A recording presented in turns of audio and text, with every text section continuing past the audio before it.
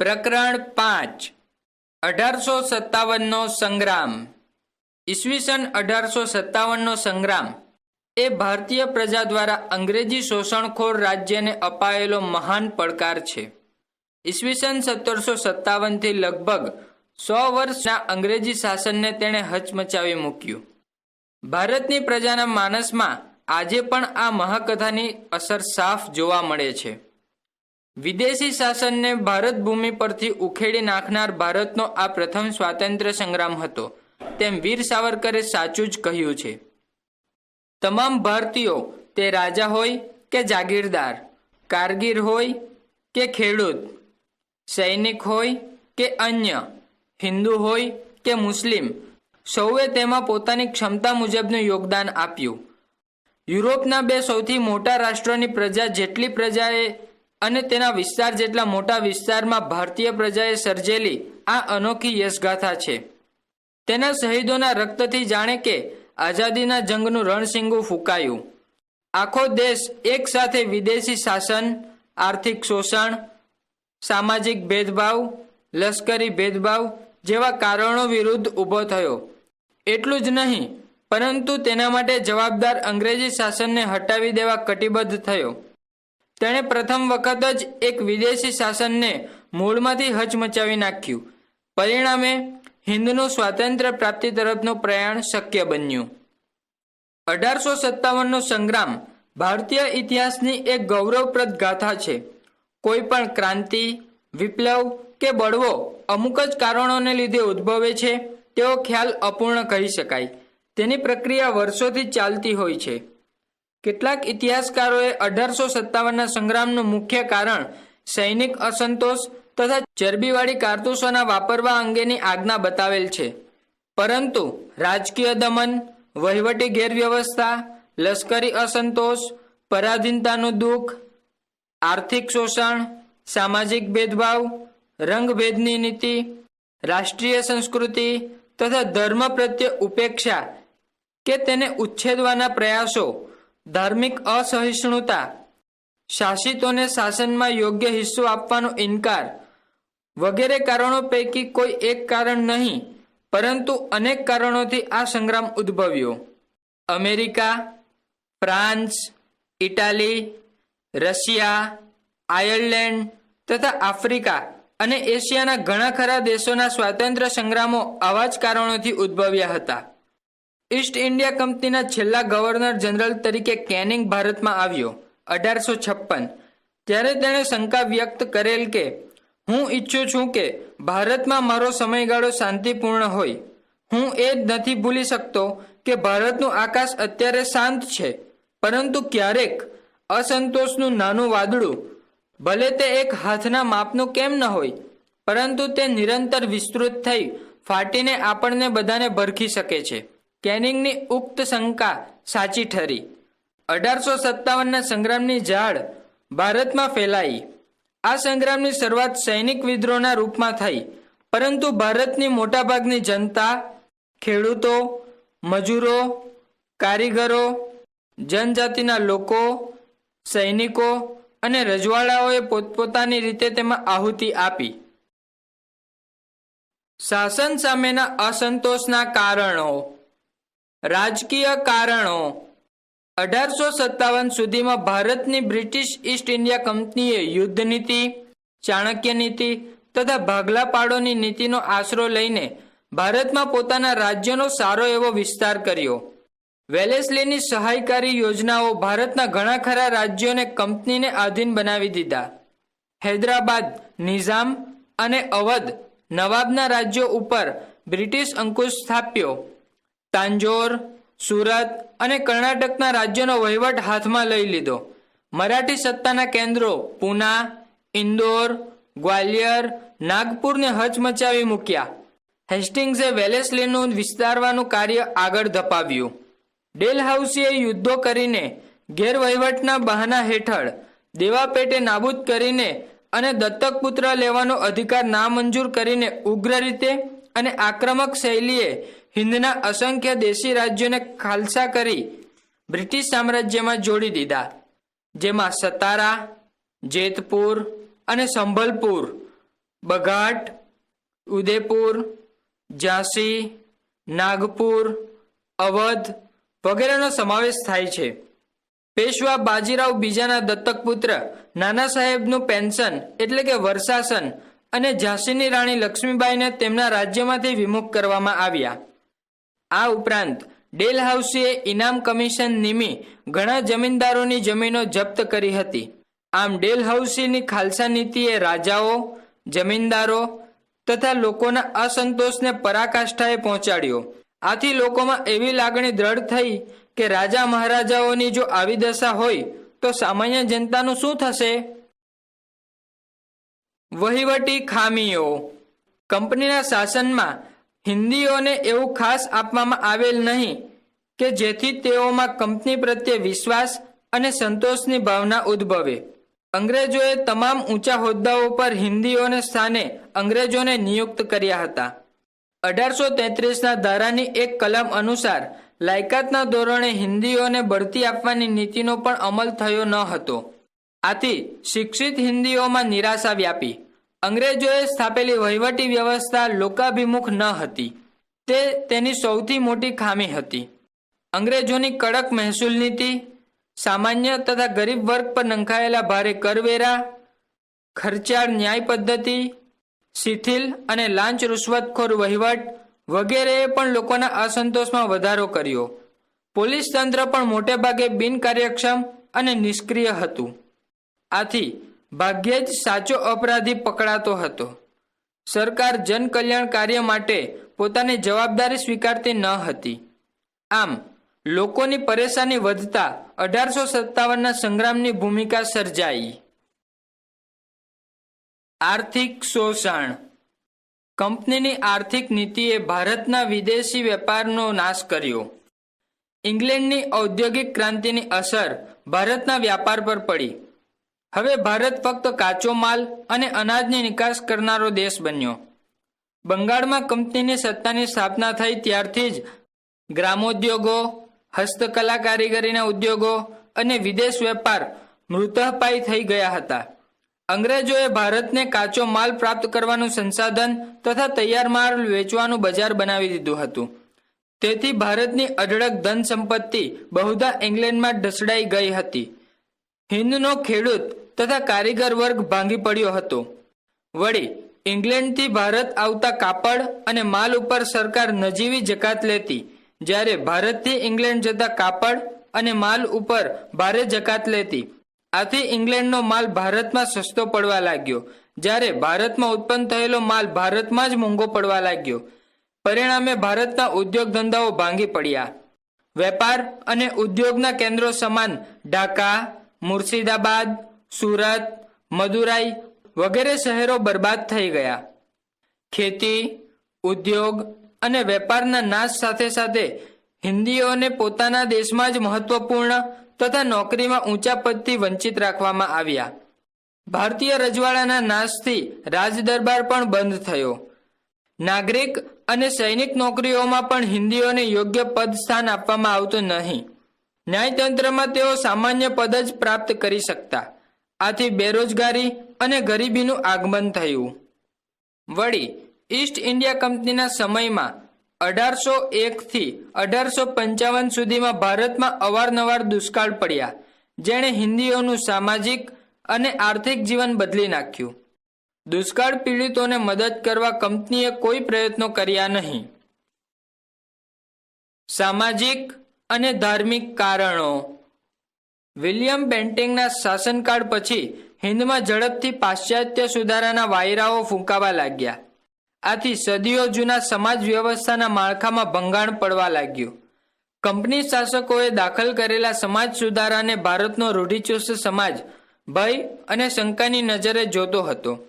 અંગ્રેજ શાસકોના સતી પ્રથા, બાળ હત્યા તથા બાળ લગ્ન પર પ્રતિબંધ મૂકતા કાયદાઓ તથા વિધવા વિવાહને કાયદેસર ગણતા કાયદાઓને ભારતના રૂઢિચુસ્ત સમાજે તેમની ધાર્મિક અને સામાજિક વ્યવસ્થામાં હસ્તક્ષેપના પગલાં તરીકે ગણાવ્યા.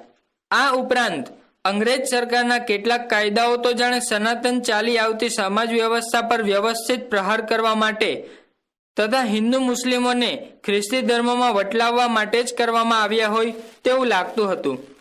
ખ્રિસ્તી ધર્મ પ્રસારકો અને પાદરીઓએ ભારતીયોના ધર્મ પરિવર્તન માટે મહત્વપૂર્ણ પ્રયત્નો કર્યા. હિન્દુ મુસલમાનો વિરુદ્ધ પ્રચાર કર્યો. ખ્રિસ્તી ધર્મ પ્રસારકો અને પાદરીઓને સરકારી રક્ષણ મળતું હતું. ઈસ્ટ ઇન્ડિયા કંપનીના અધ્યક્ષ R.D. મેંગલજે 1857માં બ્રિટિશ પાર્લામેન્ટમાં કહ્યું, પરમાત્માએ હિન્દુસ્તાનનું વિશાળ સામ્રાજ્ય ઇંગ્લેન્ડને એ માટે આપેલ છે કે હિન્દુસ્તાનમાં એક છેડેથી બીજા છેડા સુધી ઈસા મસીહનો વિજય ધ્વજ ફરકતો રહે. આપણા પૈકી દરેકે પોતાની પૂરી તાકાત આ કાર્યમાં લગાવવી જોઈએ, જેથી સમગ્ર ભારતમાં ખ્રિસ્તી ધર્મના પ્રચાર પ્રસાર માટે કોઈ પણ પ્રકારની થોડી પણ ઢીલ ન આવે. ધર્મ પરિવર્તન માટે હવે પોલીસનો સહયોગ લેવામાં આવતો. સેનામાં સરકારી ખર્ચે પાદરી રાખીને ખ્રિસ્તી ધર્મનો પ્રચાર અને ધર્મ પરિવર્તન થતા. સૈનિક છાવણીઓમાં ખ્રિસ્તી બનાવવાનું સાહિત્ય વિતરણ થવા લાગ્યું. રિલિજિયસ ડિસેબિલિટીઝ એક્ટ 1850ના કાયદાઓ ખ્રિસ્તી થઈ ગયેલા હિન્દુ કે મુસ્લિમને પૈતૃક મિલકતમાં હિસ્સો મેળવવા માટે હકદાર ઠેરવ્યો. એ અંગે પરંપરાગત નિયમ પ્રમાણે ધર્માંતર કરેલ વ્યક્તિને વારસા હક મળતો નહીં, જેથી હિન્દુ તથા મુસ્લિમોની સરકારની ધાર્મિક નીતિ પ્રત્યે શંકા વધારે દ્રઢ થઈ. આગ્રામાં એવું ફરમાન બહાર પાડવામાં આવ્યું હતું કે દરેક હિન્દીએ અંગ્રેજને સલામ ભરવી. જો તેમ ન કરવામાં આવે તો તેમ કરવામાં તે નિષ્ફળ જાય તો તે દંડ કે સજાને પાત્ર ગણાતો. અંગ્રેજો અવારનવાર હિન્દીઓ સાથે તુમાખી ભર્યું વર્તન કરતા અને તેમનો તિરસ્કાર પણ કરતા. ખ્રિસ્તી પાદરીઓએ ભારતમાં અંગ્રેજી શિક્ષણ આપતી ઘણી શાળાઓ સ્થાપી અને તેમાં ખ્રિસ્તી ધર્મનું શિક્ષણ ફરજિયાત બનાવી 1833 થી 1859 ખુલ્લી રીતે ખ્રિસ્તી ધર્મનો પ્રચાર કર્યો. માત્ર શાળાઓમાં જ નહીં, પરંતુ જેલ, લશ્કરી મથકો, સરકારી કચેરીઓ વગેરેમાં પણ ખ્રિસ્તી ધર્મનો પ્રચાર કરવામાં આવતો. ધાર્મિક ભાવનાને ગંભીર ઠેસ ત્યારે પહોંચી જ્યારે કંપની સરકારે મંદિરો અને મસ્જિદોની મિલકત પર કર નાખ્યો. આ પહેલા ભારતીય શાસકો દ્વારા ધાર્મિક સંસ્થાઓને કર મુક્તિનો લાભ આપવામાં આવ્યો હતો. અનેક હિન્દુ અને મુસ્લિમ કુટુંબનો જીવન નિર્વાહ મંદિર મસ્જિદની જમીનની આવક પર નિર્ભર હતો.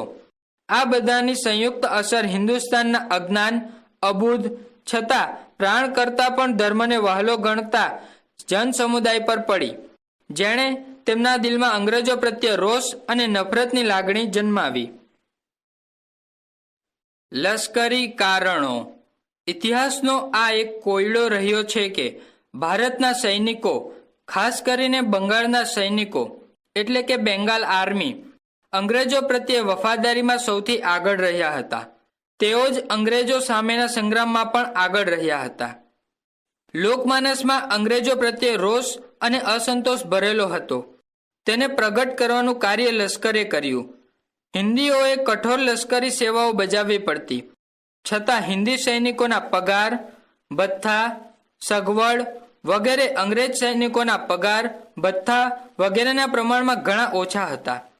વિશેષ સેવા બજાવવા બદલ કે યુદ્ધ દરમિયાન ભારતીય સૈનિકોને જે દૈનિક ભથ્થું અપાતું તેના કરતાં અંગ્રેજ સૈનિકોને અપાતું દૈનિક ભથ્થું 3 થી 4 ગણું વધારે હતું, જે પાછળથી દેશમાં જ સેવા બજાવવાની હોય તો બંધ કરી દેવામાં આવ્યું. વળી 25 થી 30 વર્ષની વફાદારી પૂર્વકની સેવા બદલ ભારતીય સૈનિક વધારેમાં વધારે સુબેદારની કક્ષાએ પહોંચી શકતો, જેનો માસિક પગાર રૂપિયા 60 થી 70 હતો, જ્યારે અંગ્રેજ સૈનિક લશ્કરના કોઈ પણ ઉચ્ચ હોદ્દા સુધી બઢતી મેળવી શકતો. વિશેષમાં અંગ્રેજ અધિકારીઓનું હિન્દી સૈનિકો પ્રત્યેનું વર્તન ઘણું તુમાખી ભર્યું અને તોછડું હતું. અવધને અંગ્રેજ રાજ્યમાં ભેળવી દીધું. 1856 બંગાળના સૈનિકોમાં મોટાભાગના અવધના સૈનિકો હતા. આથી તેઓમાં અસંતોષની લાગણી ફેલાઈ હતી. લશ્કરની બેરેકમાં સમૂહ ભોજન એટલે કે મેસ પ્રથા તેમના છૂતાછૂત અને વટાળના નિયમોનો ભંગ કરતી હતી. ભારતીય સૈનિકોએ તિલક કરવા, દાઢી રાખવા અને ખાસ પ્રકારની પાઘડી બાંધવા પર પ્રતિબંધ ફરમાવ્યો હતો. ગવર્નર જનરલ કેનિંગે બંગાળના લશ્કર માટે સામાન્ય સેના ભરતી અધિનિયમ એટલે કે જનરલ એનલિસ્ટમેન્ટ એક્ટ 1856 દાખલ કર્યો, જે અનુસાર નવા ભરતી થનારે પોતે હિંદમાં કે હિંદ બહાર ગમે ત્યાં લડવા જવા ખુશી છે તે પ્રકારની બાંયધરી આપવી પડતી હતી. એ વખતે લોકમાન્યતા મુજબ સમુદ્ર પાર કરવાથી તેમનો ધર્મ નષ્ટ થયેલો ગણાતો. કેટલાક યુદ્ધોમાં અંગ્રેજ સેનાની ભારે હાર થઈ હતી. ઉદાહરણ રૂપે પ્રથમ અફઘાન વિગ્રહ 1838 થી 1842 અંગ્રેજોની ભૂંડી હાર થઈ. પંજાબ સંઘર્ષ 1848 થી 1849 પણ અંગ્રેજોએ ભારે નુકસાન વેઠવું પડ્યું. આથી હિન્દી સૈનિકોમાં અતૂટ આત્મવિશ્વાસ પેદા થયો કે અંગ્રેજો અજેય નથી. આમ ઊભા થયેલા લશ્કરી અસંતોષે અને માન્યતાએ હિન્દી સૈનિકોને સંગ્રામ પ્રતિ પ્રેર્યા. અન્ય કારણો: પ્લાસીના યુદ્ધને જૂન 1757 100 વર્ષ પૂરા થતા હતા. એવી આગાહી કરવામાં આવી હતી કે ભારતમાં કંપનીનું રાજ્ય 100 વર્ષ સુધી ટકવાનું છે અને મુદત પૂરી થતાં તે નાશ પામશે. 1857ના મે માસમાં 100 વર્ષ પૂરા થતા હતા. આ માન્યતાએ 1857ના સંગ્રામકારીઓને પ્રેરણા આપી. આ સમયગાળા દરમિયાન ઇટાલી, ગ્રીસ, બેલ્જિયમ વગેરે દેશોમાં સ્વાધીનતા માટેની લડતો થઈ. એમાંથી પણ હિન્દીઓને પ્રેરણા મળી. સંગ્રામના સેનાનીઓએ 1857ના 31 મેના દિવસે ભારતમાં સંગ્રામનો વાવટો ફરકાવવા માટે નક્કી કરવામાં આવ્યો. 1857ના સંગ્રામનું તાત્કાલિક કારણ: ચરબીવાળી કારતૂસો યુક્ત રાઇફલ આપવાની આજ્ઞાએ સંગ્રામ પ્રગટાવવા તણખો મૂકવાનું કાર્ય કર્યું. હિન્દી સૈનિકોને જૂની લોખંડની બંદૂક બ્રાઉન બેઝ ને બદલે નવી એનફિલ્ડ રાઇફલ એટલે કે ન્યૂ એનફિલ્ડ રાઇફલ આપવામાં આવી. આ નવી રાઇફલમાં કારતૂસના ઉપરના ભાગ કેપને દાંત વડે તોડવાની હતી. આ અરસામાં એટલે કે જાન્યુઆરી 1857 બંગાળ સેનામાં કારતૂસો બનાવવામાં ગાય અને ડુક્કરની ચરબીનો ઉપયોગ થતો હોવાની અફવા ફેલાઈ. હિન્દુ તથા મુસ્લિમ માટે અનુક્રમે આ બંને પ્રાણીઓના માંસનો સ્પર્શ પણ વર્જ્ય ગણાતો. તેને બદલે તે મોઢામાં મૂકવાની વાતથી જ તેઓ અકળાઈ ઉઠ્યા. અંગ્રેજોએ હિન્દીઓને ધર્મભ્રષ્ટ કરવા માટે ઈરાદાપૂર્વક આમ કર્યું હોવાની દ્રઢ માન્યતા બંધાઈ. આ કારતૂસોમાં ગાય તથા ડુક્કરની ચરબીનો ઉપયોગ થતો હતો તે બીના સાચી હતી. તે અંગે પાશ્ચાત્ય ઇતિહાસ વિવેચક સર જ્હોન કે લખે છે, આ ચીકણો મસાલો બનાવવામાં ગાય ડુક્કરની ચરબીનો ઉપયોગ કરવામાં આવતો હતો તેમાં બિલકુલ સંદેહ નથી. સિપાહીઓએ તે કારતૂસો વાપરવાનો ઇનકાર કરતા વિદ્રોહની શરૂઆત થઈ. 1857 સંગ્રામની શરૂઆત અને વિકાસ: કેટલાક વિદ્વાનોના મત અનુસાર 1857નો સંગ્રામ વિચારેલ અને આયોજિત યોજના હતી. તેનું નેતૃત્વ અલગ અલગ પ્રદેશોમાં અલગ અલગ નેતાઓએ કર્યું હતું. તેમાં ધાર્મિક નેતાઓ, પૂર્વ રાજાઓ, ખેડૂતો, કારીગરો, સૈનિકો અને સામાન્ય લોકોએ ભાગ લીધો હતો. પ્રચારના માધ્યમ માટે ચોપાનિયા, લાલ કમળ અને ફૂલનો ઉપયોગ થતો હતો. પ્રચાર માટે તીર્થસ્થળો, મેળાઓ અને ઉત્સવોનો ઉપયોગ કરવામાં આવતો હતો. સંગ્રામની એક તારીખ 31 મે 1857 સમગ્ર હિન્દ માટે નિયત કરવામાં આવી, પરંતુ તે નિર્ધારિત સમય પહેલા શરૂ થયો. પહેલો બનાવ બંગાળની બરાકપુર છાવણીમાં બન્યો. ત્યાં સિપાહીઓની 19મી પલટને ચરબીવાળી કારતૂસો વાપરવાનો ઇનકાર કર્યો. તેથી 29મી માર્ચ 1857ને રવિવાર 19મી પલટનને અંગ્રેજ અફસરોએ વિખરાઈ જવાનો હુકમ આપ્યો કે તુરંત જ 34મી પલટનનો સિપાઈ મંગળ પાંડે ભરી બંદૂકે આગળ ધસી આવ્યો. તેથી મંગળ પાંડેની ધરપકડ કરવા સાર્જન્ટ મેજર હુસ્નને હુકમ કર્યો. એટલે મંગલ પાંડેએ ગોળી છોડી અને હુસ્ન ત્યાં જ ઢળી પડ્યો. એટલે લેફ્ટનન્ટ બૌદ્ધ નામનો એક બીજો અમલદાર ઘોડી પર બેસીને આગળ ધસ્યો. મંગલ પાંડેએ તે તરફ ગોળી છોડીને ઘોડો અને સવારને જમીનદોસ્ત કર્યા. તેથી મંગલ પાંડેની ધરપકડ કરી 8મી એપ્રિલ 1857 રોજ તેને ફાંસી આપવામાં આવી. આમ તે 1857ના સંગ્રામનો પ્રથમ શહીદ બન્યો. મંગલ પાંડેને ફાંસી આપ્યા બાદ 19 અને 34 નંબરની દેશી પલટનો પાસેથી હથિયારો પડાવી લઈને તેમને વિખેરી નાખવામાં આવી. સંગ્રામની ખરી શરૂઆત મેરઠમાં 10મી મે 1857 થઈ. મેરઠમાં 90 સિપાહીઓની એક ટુકડીને ચરબીવાળી નવી કારતૂસો વાપરવા માટે આપવામાં આવી અને તેમને દાંત વડે કારતૂસની કેપને તોડવાનું કહેવામાં આવ્યું. 90માંથી 85 સિપાહીઓએ નવી કારતૂસોને સ્પર્શ કરવાનો ઇનકાર કર્યો. તેથી તેમને કોર્ટ માર્શલથી 10 વર્ષની કેદની સજા કરવામાં આવી. તેમનો પોશાક ઉતારી લેવામાં આવ્યો અને કવાયતના મેદાન ઉપર જ તેમના હાથ પગમાં બેડીઓ જડવામાં આવી અને તેમને જેલમાં પૂરવામાં આવ્યા. આથી મેરઠના અન્ય સિપાહીઓએ ઉશ્કેરાઈને બળવો કર્યો. તેમણે પોતાના 85 ભાઈઓને મુક્ત કર્યા. આની સાથે બીજા અપરાધી કેદીઓને પણ છોડી મૂકવામાં આવ્યા. તેઓએ અંગ્રેજ અફસરોની હત્યા કરી. ત્યાંથી બળવાખોર સિપાહીઓ દિલ્હી તરફ કૂચ કરી ગયા. તેઓએ દિલ્હી જીતી લીધું અને મુગલ બાદશાહ બહાદુર શાહ બીજાને ભારતનો શહેનશાહ જાહેર બહાદુર શાહ બીજો કર્યો. આમ દિલ્હી સંગ્રામનું મુખ્ય કેન્દ્ર બન્યું. હિન્દની પ્રાચીન રાજધાની દિલ્હી કંપનીના હાથમાંથી સંપૂર્ણપણે મુક્ત થઈ અને સમ્રાટ બહાદુર શાહ ફરીથી ભારતના સાચા સમ્રાટ તરીકે ગણાવા લાગ્યો. બહાદુર શાહનો ઝંડો જ એ વખતે વિપ્લવકારીઓનો ઝંડો હતો. સંગ્રામના અન્ય મુખ્ય કેન્દ્રોમાં ઉત્તર ભારતમાં કાનપુર, લખનઉ, ઝાંસી, પટણા, જગદીશપુર અને બરેલી હતા. કાનપુરમાં સંગ્રામનું સંચાલન નાના સાહેબ પેશવા કરી રહ્યા હતા, જ્યારે લખનૌમાં પૂર્વ નવાબની બેગમ હઝરત મહેલે સંગ્રામકારીઓને કુનેહપૂર્વક ઉત્તેજન આપ્યું. ઝાંસીની રાણી લક્ષ્મીબાઈ તથા તેમની મહિલાઓની બનેલી લશ્કરી ટુકડીએ આશરે 15 દિવસ સુધી હ્યુરોઝના નેતૃત્વ નીચેની મોટી અંગ્રેજ સેનાને વીરતાભરી લડત આપી. તેમણે કાલપી, ગ્વાલિયર અને અન્ય સ્થળોએ અંગ્રેજોને શૌર્યભેર લડતો આપી. બિહારમાં જગદીશપુરના જાગીરદાર કુંવરસિંહે 82 વર્ષની ઉંમરે સંગ્રામનું સફળતાપૂર્વક સંચાલન કરી વીજળીક આક્રમણથી અંગ્રેજ સેનાને હંફાવી હતી. બરેલીમાં બહાદુર ખાન મુખ્ય નેતા હતો. ઉત્તર ભારતમાં બનારસ, અલ્હાબાદ, ફૈઝાબાદ, આગ્રા વગેરે પણ 1857ના સંગ્રામના કેન્દ્રો હતા. રાજસ્થાનમાં નિમરા, નશીરાબાદ, આબુ વગેરે સંગ્રામના મુખ્ય કેન્દ્રો હતા. મધ્યપ્રદેશમાં ગ્વાલિયર, ઝાંસી, ઇન્દોર, મહાવ, મંદસોર અને ધારા સંગ્રામના મુખ્ય કેન્દ્રો હતા. ગુજરાતમાં અમદાવાદ, ગોધરા, પાટણ, વડનગર, ખેરાળુ, ખેડા, દ્વારકા, ઓખા, વિજાપુર, પાંડરવાડા વગેરે એ સંગ્રામમાં સક્રિય હિસ્સો લીધો હતો. ઝાંસીની રાણી લક્ષ્મીબાઈ મહારાષ્ટ્રમાં સતારા, કોલ્હાપુર, બેલગામ, જોરાપુર, સાવંતવાડી અને નારગુંડ સંગ્રામના મુખ્ય મથકો હતા.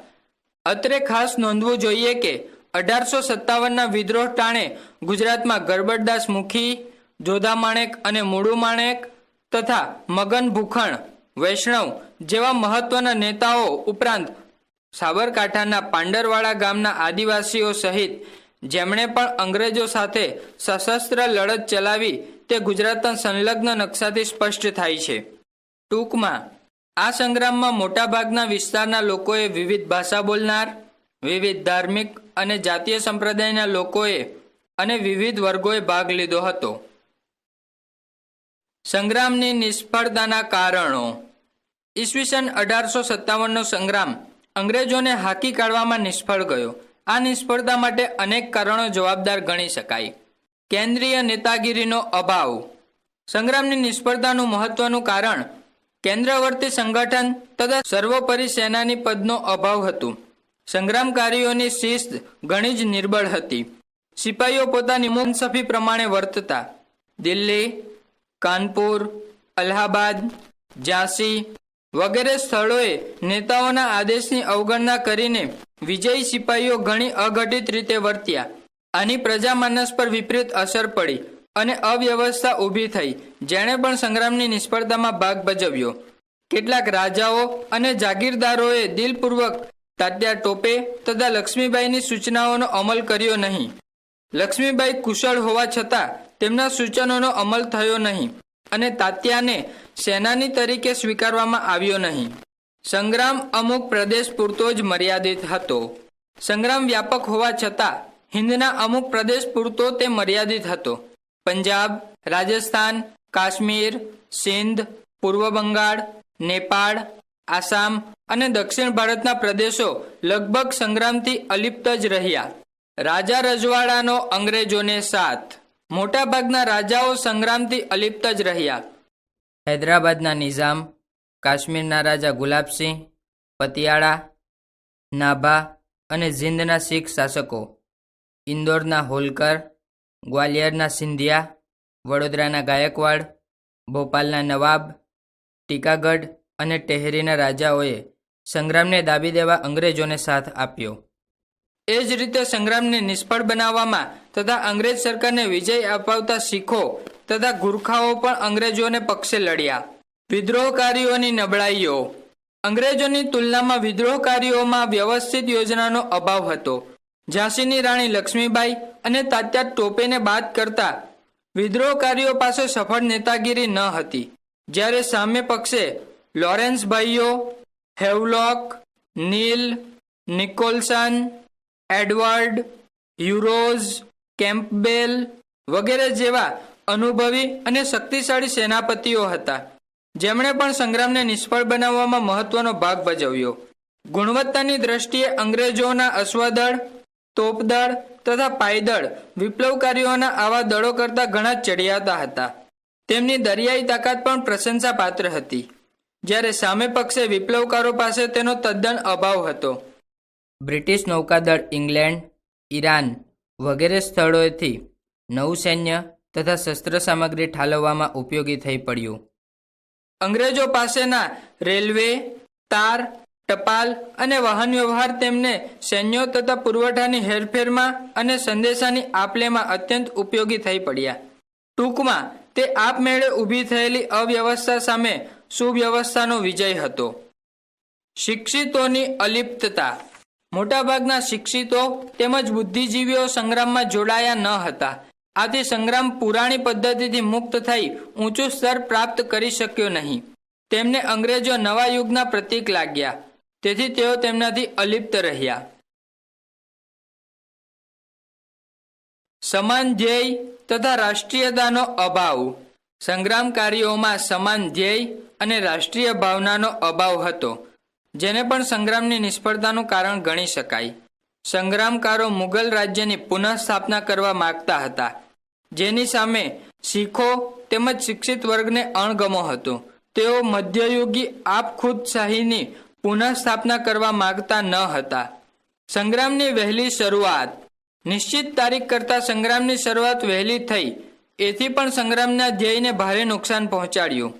સંગ્રામ માટે 31મી મે 1857 તારીખ નક્કી થઈ હતી, પરંતુ મંગલ પાંડેને હાથે તેનો આકસ્મિક પ્રારંભ 19મી માર્ચ 1857ને રવિવારના રોજ થયો. આમ લગભગ 2 મહિના પહેલા સંગ્રામકારીઓની યોજના ખુલ્લી પડી ગઈ, તેથી અંગ્રેજો સાવચેત બની ગયા. માલસન નોંધે છે કે નિશ્ચિત તારીખે એક જ સમયે ભારતભરમાં સંગ્રામ થયો હોત તો કદાચ હિંદમાંથી અંગ્રેજ રાજ્ય અસ્ત થયું હોત. 1857ના સંગ્રામનું સ્વરૂપ અને ભિન્ન ભિન્ન અભિપ્રાયો.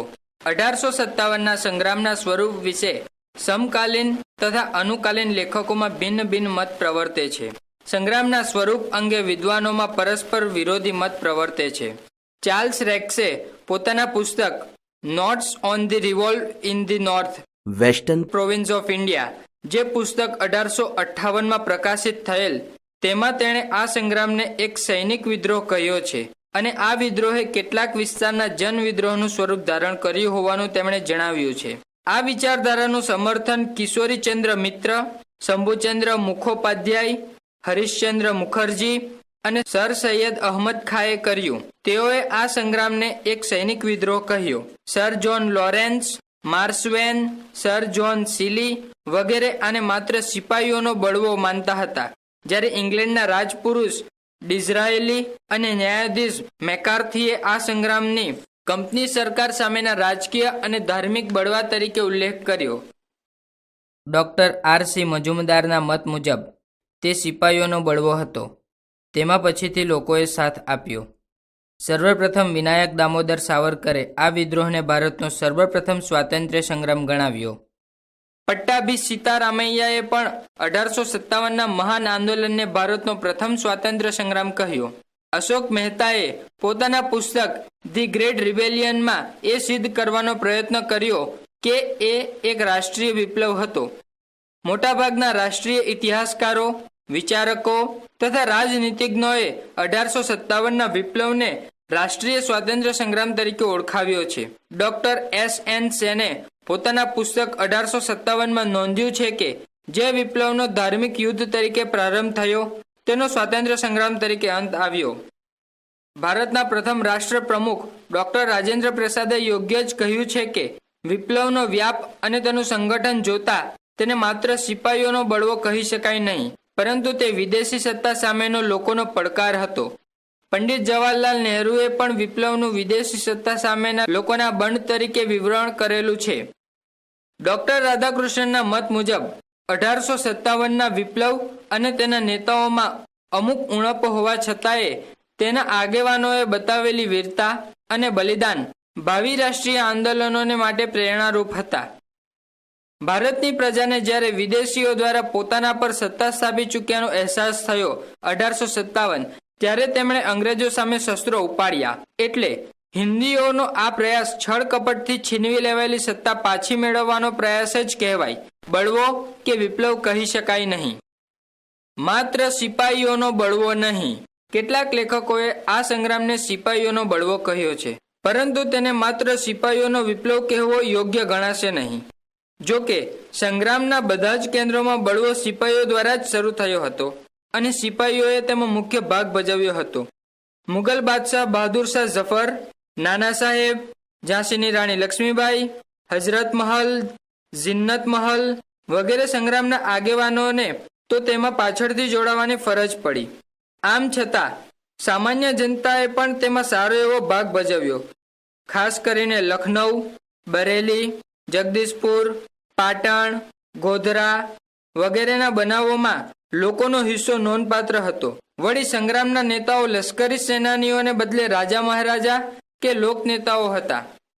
આ સંગ્રામમાં હિન્દુ મુસ્લિમ એકતા અપૂર્વ હતી. આ ઉપરથી ફલિત થાય છે કે સંગ્રામને માત્ર સિપાહીઓનો બળવો કહેવો યથાર્થ નથી.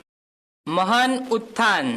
આ સંગ્રામને સિપાહીઓના બળવા કરતાં કંઈક વિશેષ અને સ્વાધીનતા કરતાં કંઈક નિમ્ન ઘટના તરીકે ઘટાવી શકાય. હિન્દમાં અંગ્રેજ સત્તાને સિપાહીઓ તથા લોકો તરફથી મળેલો આ પહેલો મોટો પડકાર હતો. આ લોક પડકારની શરૂઆત લશ્કરના સિપાહીઓએ કરી હતી. એ વખતે કદાચ તેમના મનમાં રાષ્ટ્રપ્રેમ વિશેનો ખ્યાલ સ્પષ્ટપણે ન પણ સંભવી શકે, પરંતુ પોતાને જ અંગ્રેજો જેવા વિદેશીઓ દ્વારા સહેવા પડતા અપમાનો, અંગ્રેજ માલિકોનું તુમાખીભર્યું વર્તન, જો હુકમી, અત્યાચાર અને તેમના અમાનવીય વ્યવહારોએ તેમને ગુલામીનો અહેસાસ કરાવ્યો, જેથી લોકોએ પોતાના વિદેશી માલિકોની તલવાર તે માલિકો સામે જ ઉગામી હશે. એ દ્રષ્ટિએ તે બ્રિટિશ સામ્રાજ્યવાદને ભારતનો પ્રથમ પડકાર ગણાવી શકાય, જેણે ભાવિ સ્વાતંત્ર્ય સંગ્રામને પ્રેરણા. 1857ના સંગ્રામના પરિણામો. 1857ના સંગ્રામના સ્વરૂપ વિશે ઇતિહાસકારોમાં મતભેદો પ્રવર્તે છે, પરંતુ સંગ્રામે જનતાની ભાવિ પ્રવૃત્તિ ઉપર દીર્ઘ અસર કરી છે તે વિશે બેમત નથી. કંપની શાસનનો અંત. 1857ના સંગ્રામના કારણે ભારતમાંથી કંપની શાસનનો અંત આવ્યો. બ્રિટિશ તાજે ભારતનું શાસન સીધી રીતે સંભાળી લીધું. તેને પરિણામે અંગ્રેજોને ભારત પ્રત્યેની પોતાની રાજકીય, વહીવટી, લશ્કરી, આર્થિક, સામાજિક અને ધાર્મિક નીતિમાં ભારે ફેરફાર કરવાની ફરજ પડી. નવેમ્બર 1858માં પ્રસિદ્ધ કરવામાં આવેલા મહારાણી વિક્ટોરિયાના ઢંઢેરામાં આ ફેરફારની ઝાંખી કરાવવામાં આવી. વહીવટી પરિવર્તન. 1857ના સંગ્રામના ફળ સ્વરૂપ સરકારની વહીવટી નીતિ બદલાઈ. ઈસવીસન 1861ના હિન્દી ધારાસભાનો કાયદો પસાર કરવામાં આવ્યો. તે અન્વયે નવી ધારાસભામાં હિન્દીઓને પ્રથમ વખત સ્થાન મળ્યું. આમ ધીમે ધીમે સરકાર આપ ખુદને બદલે બંધારણીય બની. દેશી રાજ્યો પ્રત્યેની નીતિમાં બદલાવ. આ સંગ્રામને પરિણામે અંગ્રેજોએ દેશી રાજ્યોને ખાલસા કરવાની નીતિનો ત્યાગ કર્યો. હવે દેશી રાજાઓને તેમના માન મર્તબો તથા વારસા હક અને દત્તક પુત્ર લેવાના અધિકાર જેવા તેમના હકો જાળવી રાખવાની બાંહેધરી આપી. આના પરિણામે દેશી રાજ્યો અંગ્રેજોને વફાદાર બન્યા. નોકરીઓમાં સમાનતા. 1857ના સંગ્રામ બાદ અંગ્રેજ સરકારે હિન્દીઓને લાયકાતના ધોરણે ઊંચા હોદ્દા પર નિયુક્ત કરવાની પ્રથા શરૂ કરી. લશ્કરમાં પુનર્રચના. 1857ના સંગ્રામ પછી તરત જ લશ્કરની પુનર્રચના કરવામાં તથા તેમાં બ્રિટિશ સિપાહીઓનું પ્રમાણ વધારી દેશી સિપાહીઓનું પ્રમાણ ઘટાડવામાં આવ્યું. શીખ, ગુરખા, પઠાણ, રાજપૂત વગેરેની લશ્કરી રેજિમેન્ટ બનાવવામાં આવી. હિન્દી સિપાહીઓ પાસેથી દારૂગોળો લઈ લેવામાં આવ્યો અને દરેક ટુકડીને તેમના વતનથી દૂરના સ્થળે કામગીરી સોંપવામાં આવી. આર્થિક નીતિમાં પરિવર્તન. સંગ્રામથી સરકારની આર્થિક નીતિમાં પરિવર્તન આવ્યું. કેટલાક ભારતીય ઉદ્યોગો જેવા કે લોખંડ, કાપડ વગેરેને પ્રોત્સાહન આપવામાં આવ્યું. જો કે સરકારની આર્થિક નીતિ હિન્દ અને હિન્દીઓને ભોગે ઇંગ્લેન્ડને અને અંગ્રેજોને ફાયદો કરાવવાની હતી. તો પણ લોખંડ, કાપડ વગેરેના ઉદ્યોગોને ઉત્તેજન આપવામાં આવ્યું. કારીગર અને આમ જનતાનું આર્થિક શોષણ વધ્યું. રેલવે, રસ્તાઓ તથા સંદેશા વ્યવહાર વગેરેનો વિકાસ કરવામાં આવ્યો. સામાજિક નીતિ. 1857ના સંગ્રામ બાદ અંગ્રેજ સરકારે હિન્દમાં ભાગલા પાડો અને રાજ કરોની નીતિ અપનાવી. સતત કોમવાદને ઉત્તેજન આપવાની નીતિ અમલમાં મૂકી. સામાજિક ક્ષેત્રે પણ સરકારે પ્રગતિશીલ નીતિને બદલે રૂઢિચુસ્ત નીતિ ધારણ કરી. આમાં રૂઢિગત તત્વોનો સાથ મેળવી સરકાર પ્રગતિશીલ બળોને રોકવા માંગતી હતી. ધાર્મિક નીતિ. બ્રિટિશ સરકારે સંગ્રામ બાદ પોતાની ધાર્મિક નીતિમાં પણ મોટા ફેરફાર કર્યા. તેમણે ધાર્મિક ક્ષેત્રે તટસ્થ નીતિ અપનાવી અને ખ્રિસ્તી પાદરીઓ તથા તેમની સંસ્થાઓને અધિકૃત રીતે અપાતું ઉત્તેજન બંધ કર્યું.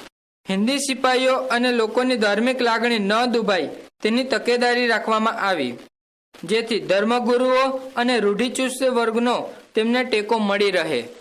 1857ના સંગ્રામની નિષ્ફળતાથી ભારતનો વિલીન થતો મધ્યયુગ સમાપ્ત થયો અને નૂતન યુગના પગરણ મંડાયા. બ્રિટિશ સરકારના સીધા શાસન હેઠળ નૂતન રાષ્ટ્રવાદના ઉદ્ભવ અને વિકાસને વેગ મળ્યો. તેને પરિણામે ભારતમાં ગાંધી યુગની શરૂઆત થઈ અને ભારતે બ્રિટિશ શાસનની ધૂંસરી ફેંકી દઈ 1947 આઝાદી પ્રાપ્ત કરી.